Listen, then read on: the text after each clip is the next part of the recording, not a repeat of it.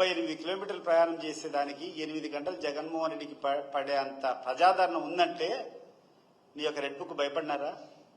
అయిపోయింది, నీ కాలం చెల్లిపోయింది, నీ రెడ్ బుక్ కాలం చెల్లిపోయింది, నీ పాలనకు కాలం చెల్లిపోయింది. కాబట్టి ఈరోజు ఎవరు కూడా రాష్ట్రంలో ఎవరు కూడా ఈ రెడ్ బుక్ గురించి భయపడేటువంటి పరిస్థితులు లేరు. ఈ రెడ్ బుక్ యొక్క పర్యావసనాల వల్ల ఇప్పటి నుంచి భయం స్టార్ట్ అయ్యేది.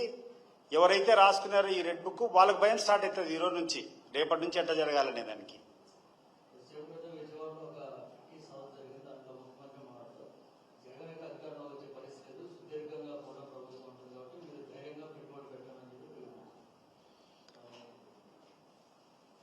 చంద్రబాబు నాయుడు గారికి స్పష్టంగా తెలుసు ఈరోజు ఏ రకంగా కూడా ఈ రాష్ట్రంలో ఆఖరికి పెట్టుబడులను ఆకర్షించేటువంటి పరిస్థితులు కూడా లేరు. ఎందుకంటే విపరీతమైనటువంటి అవినీతి, ఏ రకమైనటువంటి ఇండస్ట్రియలిస్ట్ కూడా నమ్మేటువంటి పరిస్థితుల్లో లేరు.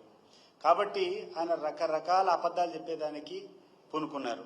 ఇటీవలే రైస్ అని చెప్పేసి ఒక సర్వే, ఒక సంస్థ, స్వచ్ఛంద సంస్థ, ఐ థింక్ ఎలక్షన్ ముందు కూడా తెలుగుదేశం పార్టీ అధికారంలోకి వస్తుందని చెప్పి సర్వే చేసేటువంటి సంస్థ రైస్ సంస్థ.